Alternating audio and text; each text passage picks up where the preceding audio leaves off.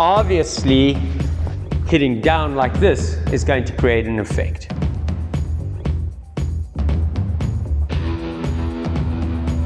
The Uraken is quite important. It is part of this opening movement, and we tend to lose sight of that we're a very wrist-based snapping action versus maybe our cousins from Shotokan who will hit with the whole back of the hand, like a backhand strike.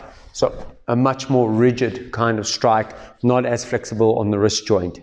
From here, the kihon, the basics for Saifa, this position. The next thing we're going to be working on is bringing the hand from approximately the horizontal plane up over the head and to that Uraken. So concentrate like a face block, up and Uraken. Like a face block and Uraken. Face block and Uraken. Looks like a face block, but it's not. Uraken. All right, and the thinking you would have would be break, block, Uraken. Block, Uraken. So that would be our third part of the same exercise. Blocking, round and down, up, and Uraken. And then, if you want to get more correct, we start working in shikudachi. The next thing is to deviate from what would probably be your front kick and have a look at more of a rising front kick and a bit of a snappy front kick. Most people will concentrate on a kick that goes forward. So if you're standing, you raise the knee, in, out, and back. And that works by pulling the knee down, pushing the foot forward. The next idea is raising the knee, hinging the foot. Knee, hinging the foot. Now this is very important because in Saifa, because of the proximity, the closeness, we really want a kick that lifts up rather than a kick that penetrates in. Obviously, every school may have a different approach. You do what your sensei says. So, as an idea, 1, 2, concentrating on hinging. From the knee, hinge. Pull the toes back, kick with the ball of the foot. Very nice exercise that you can try work on is toes down, foot in, toes up. Toes down, in, up. And you can practice 3 different kicks simultaneously to 1 count. So a triple kicking training exercise. Hammer fist. Same mechanism as the Uraken, but instead of back of hand, hammer fist. Big circular motion and try and relax. So very important would be the idea of throwing your arm backwards and coming down. Some things that I feel are important for us to understand is that when you bring your arm up, the elbow is bent. As you take the arm down, by pulling down the elbow joint and extending the arm, the hand will move out.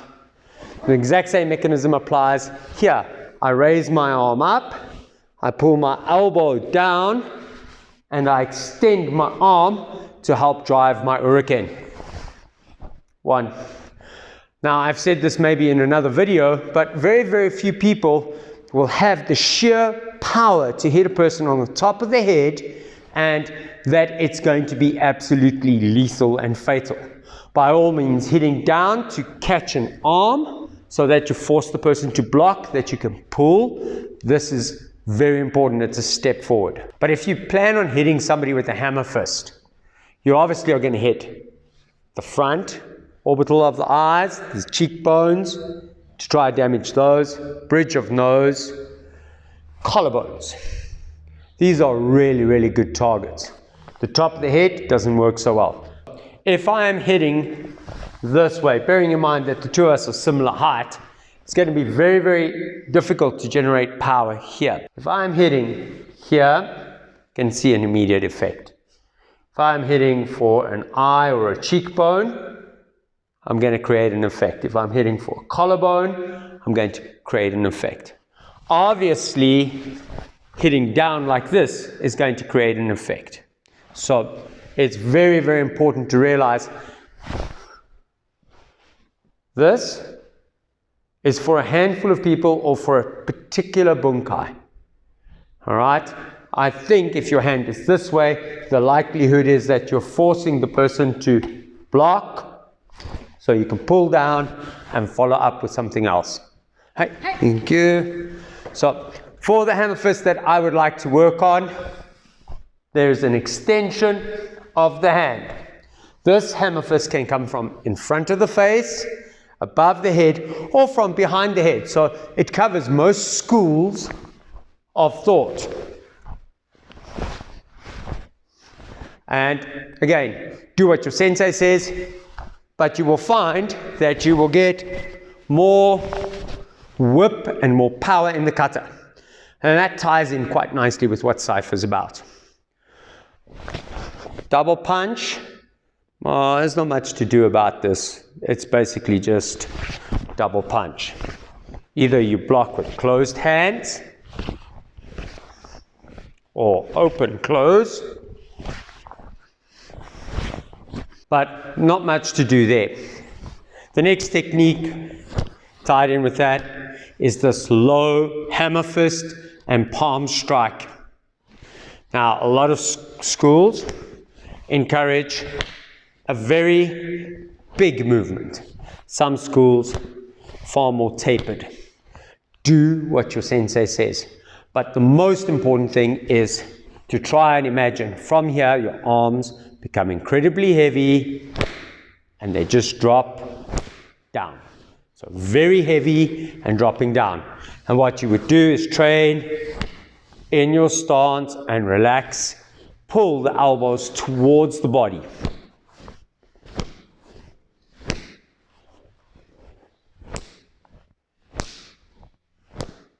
And that way you develop a little bit of power. So it's important to relax on that particular movement.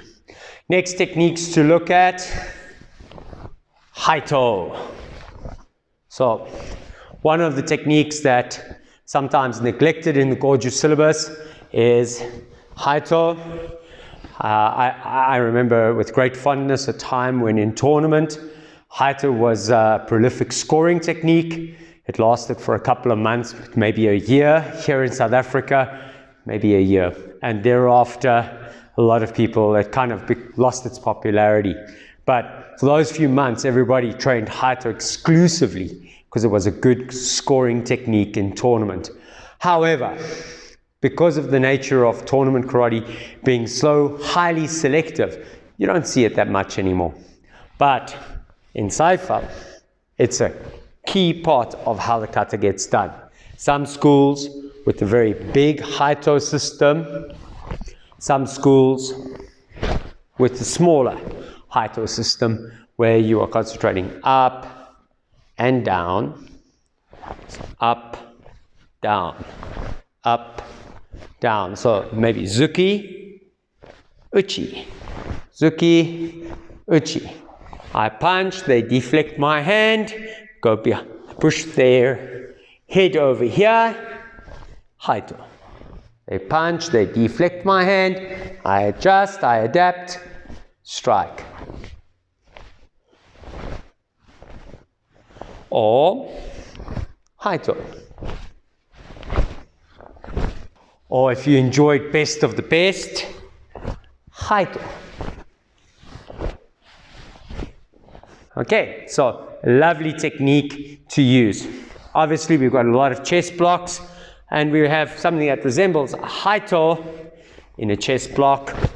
As you do this, your hand comes back, and you pull it. So that's generally the techniques that you would work on a little bit more. Obviously, with the kicking, you can break the kicking down, knee kick, hinge kick. Hands up, knee kick, hinge kick. And this will help build your basics for your kata Saifa.